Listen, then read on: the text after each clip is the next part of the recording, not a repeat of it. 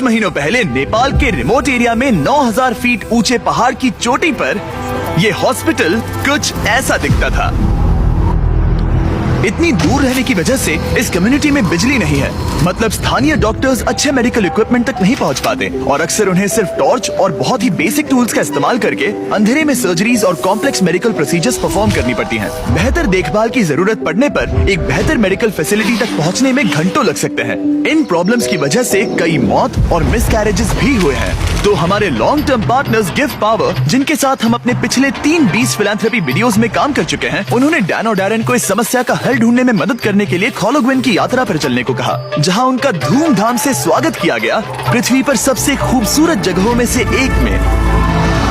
पहली सुबह डैरेन की मुलाकात संजय नाम की एक स्थानीय गिफ्ट पावर इंजीनियर से हुई, जिसने उसे नीरा के बारे में एक दुखद कहानी सुनाई। उस गांव की एक महिला जिसने ठंड के मौसम में मेडिकल फैसिलिटीज और इक्विपमेंट की कमी के कारण अपने बच्चे को खो दिया था। उसे सबसे करीब के बर्थिंग सेंटर तक बारिश में चल के जाना पड़ता था और क्योंकि बर्थिंग सेंटर दूर था, इसलिए वो सेंटर तक नहीं पहुंच सकी और उसे बच्चे को खोना पड़ा। और सरकारी फंडिंग की कमी के कारण इस अस्पताल को कम से कम 2030 तक बिजली नहीं मिलेगी।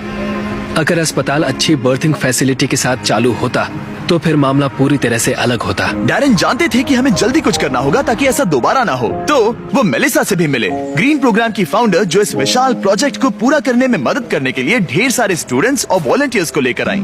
जब मैं छोटी थी, मैं मलेशिया में अपने परिवार से मिलने गई। वहाँ मैंने पहली बार समंदर देखा और समंदर तट से जुड़ी चट्टानों को देखा और तब मुझे पहली बार यह एहसास हुआ कि अगर हमें लोगों को प्रकृति की खूबसूरती दिखाने का मौका मिले तो ऐसा करके हम उनके अंदर ऐसा भाव जगा सकते हैं कि जिनसे वो भी प्रकृति की रक्षा करना चाहे। तो हमने अनिवार्य रूप से दुनिया भर से ऐसे छात्रों को लिया है जो सच में अच्छा प्रभाव डालने की परवाह करते हैं और आने वाली पीढ़ियों का परिचय दुनिया की खूबसूरती के साथ कराने में सक्षम होना ऐसा तरीका है जो वाकई में दुनिया को बेहतर जगह बना सकता है। संजय और मेलिसा से मिलने के बाद डैरेन काम करने के लिए और भी ज्यादा इंस्पायर्ड हो गए थे। हम सोलर पैनल्स और बैटरीज लगा रहे थे ताकि अस्पताल को बिजली मिल सके। साथ ही इस कम्युनिटी की सेवा के लिए हम उन्हें इक्विपमेंट्स दे रहे थे, जिससे एक सेफ और मॉडर्न बर्थिंग सेंटर बन पाए।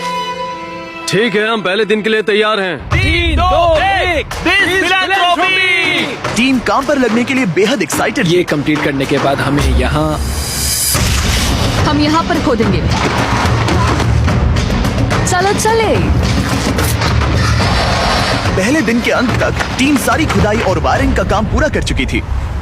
मैं ये बयान नहीं कर पा रहा, लेकिन इस गांव के लोगों के बारे में कुछ तो बात है। उनकी प्रामाणिकता, उनके दोस्तानेपन और उनके खुलेपन ने मुझे कुछ ही दिनों में ऐसा एहसास करवाया जैसे मैं उनके परिवार का ही हिस्सा हूँ। जैसे ही हम इस घर की ओर बढ़े, कोई अंदर भागा और उसने आग जलाई और वहाँ से धुआं निकल रहा था। हमें नहीं पता कि क्या हो रहा है, लेकिन वो हमारे लिए चाय बना रहा था। ये अदरक वाली हिमालयन काली चाय है और मैंने अपनी पूरी जिंदगी में इससे बढ़िया चाय कभी नहीं पी। यही यहाँ की संस्कृति है। ये लोग वाकई में बहुत काइंड और वेलकमिंग है और हम जहाँ भी जाए वो हमारा ख्याल रखना चाहते हैं। उन्होंने हमारे लिए अपने घरों के दरवाजे खुले रखे हैं। इन्होंने हमें रहने के लिए एक कमरा दिया ताकि डैन और मैं यहाँ आराम कर सकें। लेकिन कंस्ट्रक्शन शुरू होने के कुछ ही समय बाद डैन बीमार महसूस करने लगे। मुझे बहुत ज्यादा बीमार महसूस हो रहा है, तो मैं पास ही के अस्पताल में चेकअप करवाने जा रहा हूँ। इसका मतलब वो खुद ही एक्सपीरियंस कर पाएंगे कि इलाज करवाने के लिए इतनी दूर जाना कितना मुश्किल होता है।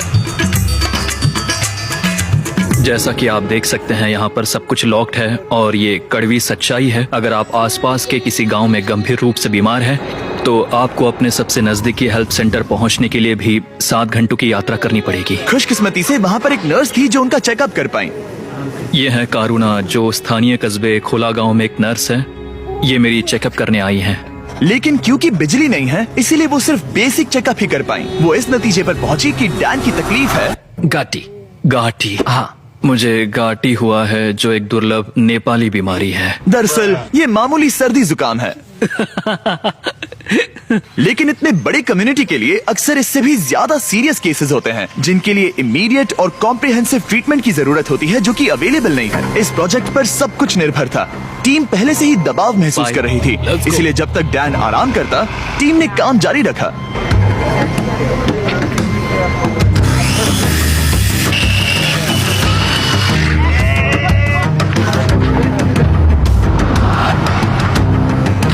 अब जब सपोर्टिंग स्ट्रक्चर तैयार हो गया था, हमने सोलर पैनल्स लगाने शुरू कर दिए थे।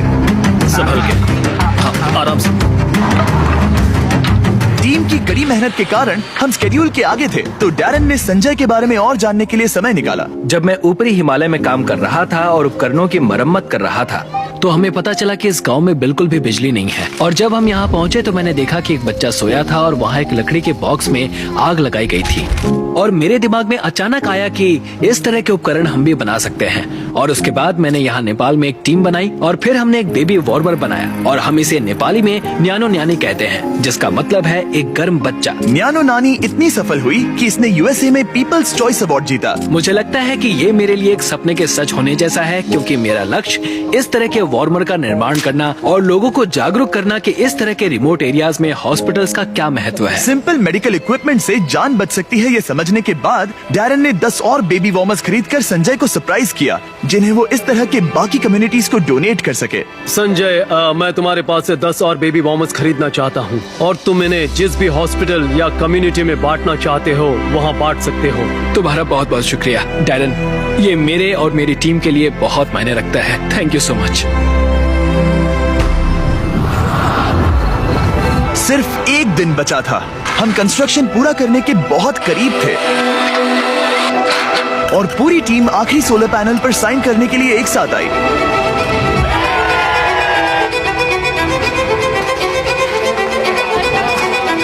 और डैरन को आखिरी बोल्ट टाइट करने का सम्मान मिला। हमने मिलकर बिना बिजली वाली इस टूटी हुई बिल्डिंग को पूरी तरह से एक अस्पताल में बदल दिया, जो इस कम्युनिटी के 16,000 से अधिक लोगों की सेवा करेगा। मैं इस बात का बहुत आभारी हूँ कि हम यहाँ आ पाए और उन्हें एक उपहार दे पाए, जो इन लोगों के लिए और आने वाली इनकी पीढ़ियों के लिए एक सार्थक बदलाव लाएगा। अब रात होने के करीब है और समुदाय को सरप्राइज करने का समय आ गया है। मुझसे और इंतजार नहीं हो रहा। पहली बार लाइट को जल्दी देखने के लिए पूरा गांव अस्पताल के यहाँ इकट्ठा हुआ। सब लोग तैयार हैं? 3, 2, 1।